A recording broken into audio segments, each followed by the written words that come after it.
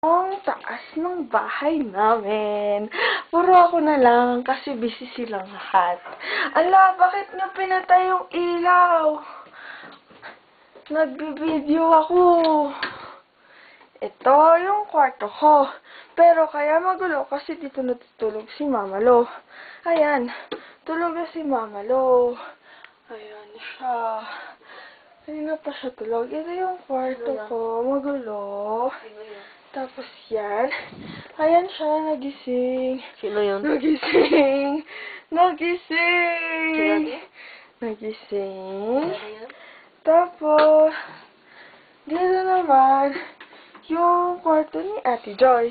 Ayan, nakakatakot yung mukha. Nagtatago. Sinapunutan pa ako.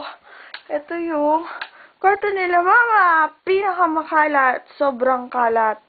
Ayan. Ayan yung kwarto nila. Mas malinis po yung kwarto ko.